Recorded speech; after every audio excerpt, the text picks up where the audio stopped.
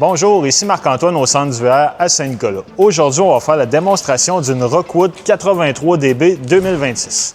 On va commencer par faire une tournée à l'extérieur pour ensuite se diriger à l'intérieur de l'unité. On commence à l'avant, on a un interrupteur pour allumer la lumière qui se trouve sur la façade, la docking light. On a un système de patte stabilisatrice et d'autonivellation sur la roulotte. Donc lui, pour le mettre en fonction, on vient simplement appuyer sur le bouton Power. Et ici, ce qu'on voit, c'est l'affichage d'un niveau. On a plusieurs possibilités, différents modes.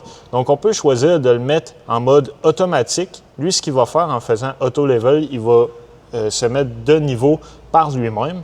On peut aussi rentrer les pattes et les extensionner manuellement en appuyant sur chaque contrôle. Lorsqu'on veut rétracter les pattes au complet, on appuie sur le bouton Rétract et on vient sélectionner la patte qu'on veut remonter. Donc, lorsqu'on veut rentrer en mode manuel, on fait entrer là-dessus et on a notre indicateur de niveau en plus ici, qu'on vient simplement appuyer sur les boutons. Quand la lumière est au vert, ici dans le milieu, ça veut dire que la roulotte est au niveau. Quand on a terminé, on va venir le refermer. En dessous, c'est une prise pour installer un panneau solaire portatif. Très important, le panneau solaire doit avoir un régulateur de courant intégré. Lui, il va venir charger les batteries davantage avec les panneaux solaires déjà sur le toit. On a un support pour installer une télévision, un rail pour mettre soit un barbecue ou une tablette, prise coaxiale pour la télévision, prise 120 volts qui va fonctionner lorsque la roulotte est branchée dans le mur. En dessous, on a aussi une prise pour un quick coupler propane, en fait, pour connecter soit un barbecue ou un foyer extérieur. On a une autre barrure pour sécuriser la porte ouverte. Une garde escamotable pour accéder à l'intérieur. On a le coffre de rangement dans le slide-out, un supplémentaire à l'arrière. Et ici, ce qu'on a, c'est la sortie pour la fournaise au propane. À l'arrière complètement, on a une douchette extérieure avec l'eau chaude et l'eau froide. Ici, on a un éclairage pour l'arrière. Notre station d'eau. Donc, comment que ça va fonctionner? On a le City Water Connection juste ici à gauche. C'est là qu'on va connecter l'eau de la ville ou du camping. On a le tank flush. Le tank flush, lui, ce qu'il va faire, c'est qu'il va rincer notre réservoir d'eau noire quand on commence à avoir des mauvaises odeurs. L'eau noire, c'est l'eau de la toilette. Et la partie pour hiverniser la roulotte. On a aussi des prises coaxiales supplémentaires de chaque côté. L'échelle pour accéder au toit. On recommande de monter sur le toit une fois aux 3 mois pour s'assurer que nos joints sont étanches et que le toit n'est pas endommagé pour éviter les infiltrations d'eau. On a aussi la possibilité d'installer une caméra de recul Bluetooth qui vient en option, qui est vendue séparément. La roulotte est préfilée en conséquence. Un attelage 2 pouces pour mettre soit un coffre de rangement supplémentaire ou un rack à vélo. Notre prise 50 ampères, 120 volts pour connecter la roulotte. Très important, on doit s'assurer de bien la visser en place pour éviter les mauvais contacts. Ce qu'on voit ici, c'est l'emplacement pour remplir notre réservoir d'eau fraîche. Donc, lorsqu'on veut marcher en mode autonomie, on vient remplir notre réservoir et en activant la pompe à eau de l'intérieur, on va avoir de l'eau dans notre robinetterie. En dessous, on a un système d'égout qui est séparé en deux. Donc, on a une partie ici qui va vider l'eau de notre premier réservoir d'eau grise, qui est l'eau dans la salle de bain, l'eau de la douche et de l'évier. Puis, un peu plus loin, on a le deuxième sur lequel on va retrouver un réservoir pour l'évier de la cuisine et un supplémentaire pour la laveuse qui se trouve dans la chambre, qui est en option aussi. Donc, lorsqu'on veut effectuer notre vidange des eaux usées, on va venir connecter notre tuyau. On va toujours commencer par la valve noire en premier, qui est l'eau de la toilette.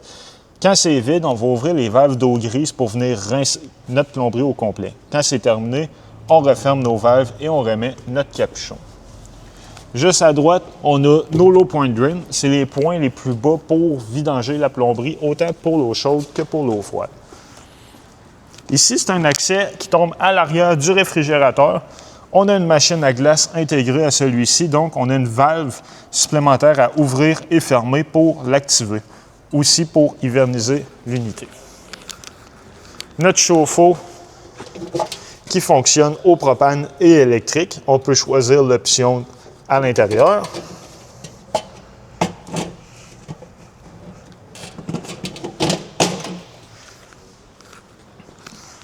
On a le fil qui vient avec l'unité, ainsi qu'un énorme coffre de rangement. On voit ici les tablettes qu'on pouvait poser sur le rail de l'autre côté. À l'avant, on a une patte électrique avec un interrupteur pour l'éclairage et on peut monter et abaisser l'avant de la roulotte. L'emplacement ici, c'est pour mettre 2 réservoirs de 30 livres de propane et le compartiment pour installer 1 ou 2 batteries 12 volts. On a le coupe-circuit principal qui se trouve juste ici, en dessous du réservoir de propane. Lui, ce qu'il va faire, c'est qu'il va complètement couper le courant 12 volts de l'unité. Donc, lorsqu'on utilise la roulotte, on va le mettre à on au vert. Et lorsqu'on a terminé, qu'on remise la roulotte, on va le fermer pour éviter les pertes de courant inutiles. À l'avant, on a notre câble électrique qu'on vient connecter en fait à notre véhicule. Lui, ce qu'il va faire, c'est qu'il va alimenter l'éclairage de la roulotte et faire fonctionner le système de freinage. On a les chaînes. Sur celle-ci, on va retrouver une plaque. C'est ce qui va certifier sa capacité. C'est très important. On ne doit pas la retirer, on doit la laisser avec la chaîne. Si on roule dans le chemin, on trouve qu'elle est bruyante. Ce qu'on conseille de faire, c'est simplement mettre une tie wrap pour l'attacher ou la taper en place. Dernier point à l'avant. Ce câble, c'est un câble de sécurité pour appliquer les freins d'urgence. Lui doit être attaché au véhicule indépendamment des chaînes. Il ne doit pas passer à l'intérieur des chaînes. Donc, lui, ce qu'il va faire, c'est que si on perd notre attelage, ça va tirer sur la corde et appliquer les freins de la roulotte en urgence. Maintenant, on va se diriger à l'intérieur.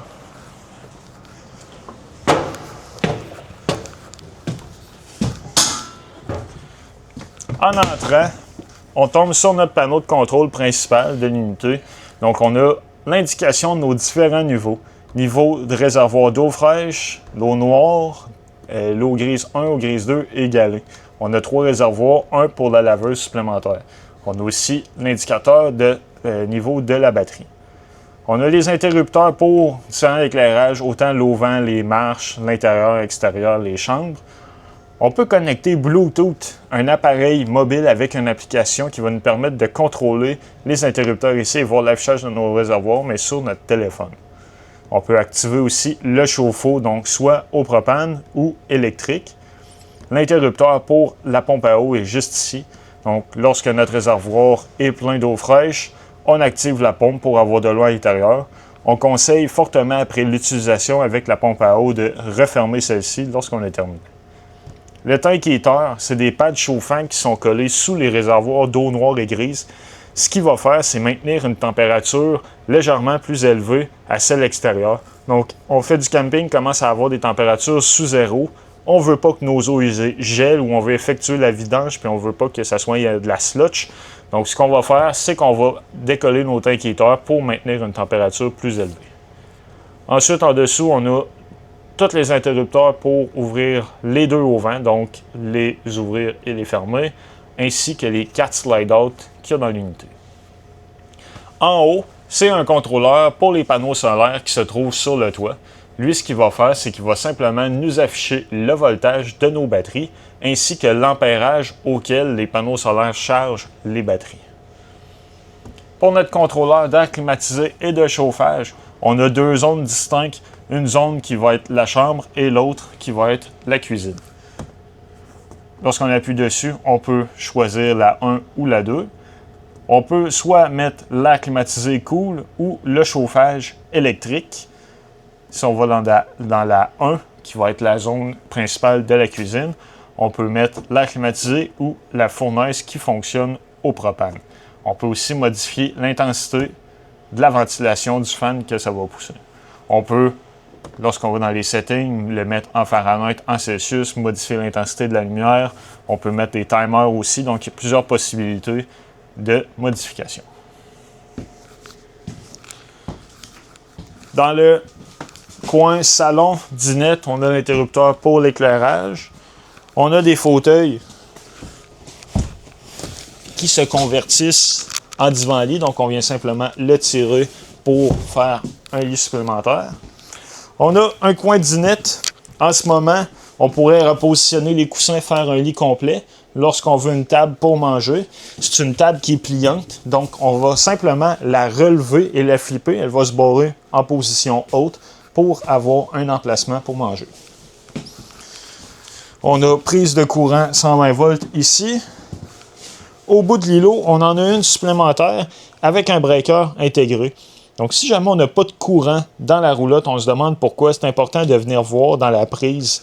Sur la prise ici, s'assurer que le bouton est bien enclenché. Dans la chambre du fond, on a de l'éclairage. Puis en maintenant le bouton dimmer, on va pouvoir modifier l'intensité de celle-ci. On a des prises USB 120 volts de chaque côté du lit. Et particularité, lui, on peut le relever. Ce qui va nous donner un accès à un fauteuil. Donc, on vient simplement le remettre dans cette position pour avoir un salon supplémentaire. On a une télévision avec une barre de son qui se gère indépendamment. Là, ce qui est le fun, c'est qu'on peut connecter notre téléphone seulement sur la barre de son pour faire jouer de la musique ou écouter la radio. Pour ce qui est de la télévision, lorsqu'on veut capter des postes, il y a une antenne sur le toit.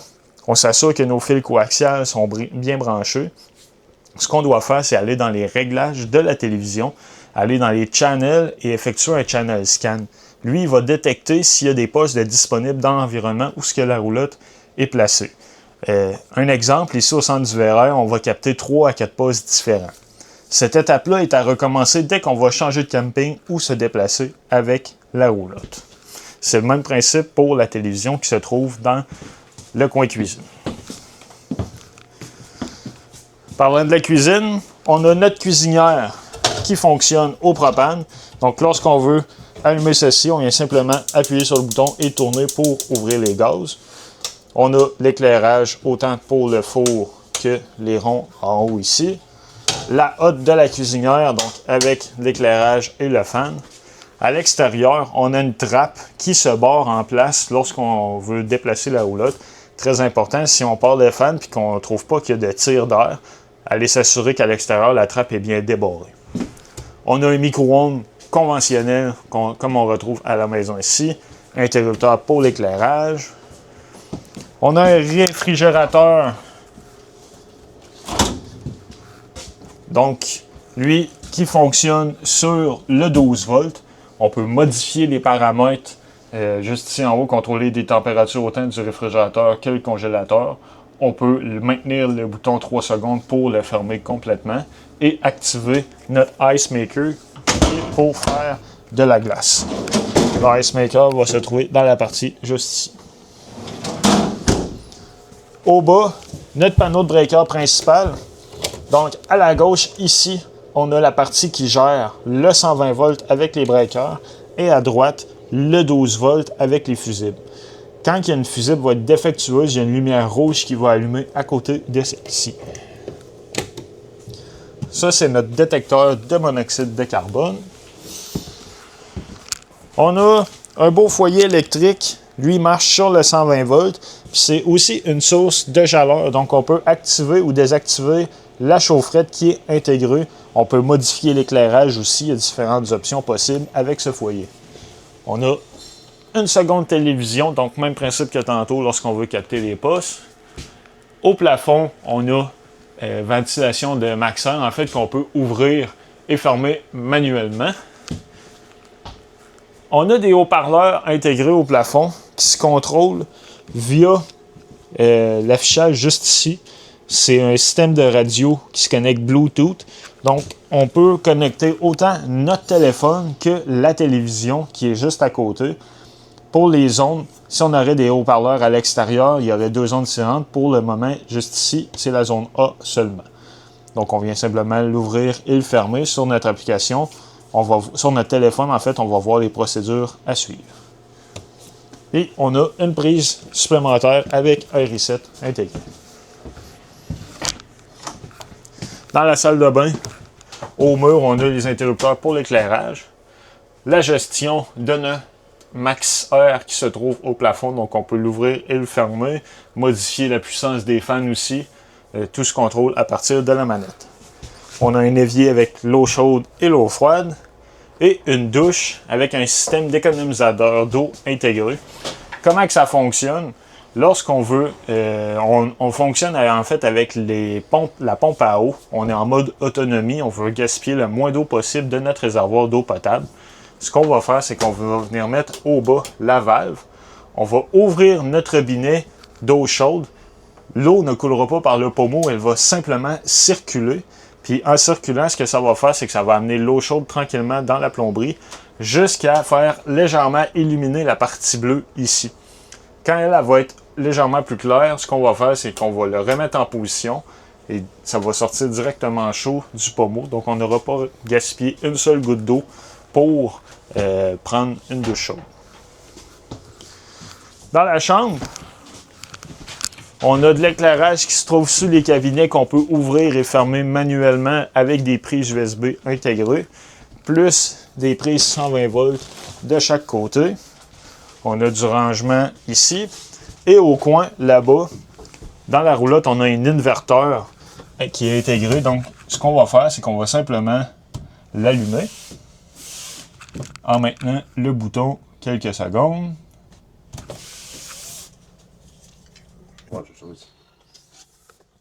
On a un inverteur qui est intégré à la roulotte. Lui, ce qu'il va faire, c'est qu'il va convertir notre courant 12 volts en 120 volts.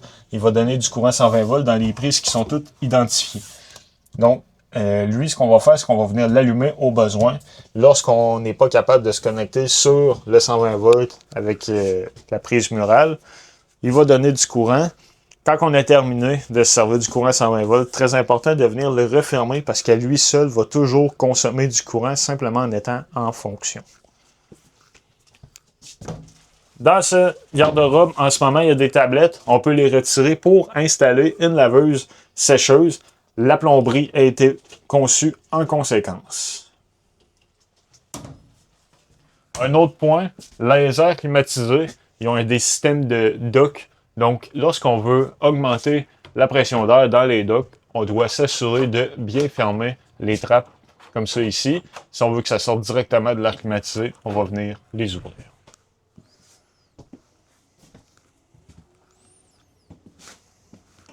Dans la roulotte, on a un cartable avec tous les manuels d'utilisateurs, autant pour les réfrigérateurs, les foyers, les télévisions, cuisinières, micro-ondes. Donc, si jamais on a des questions, on peut toujours s'y référer. C'est ce qui conclut la démonstration de la Rockwood. Merci.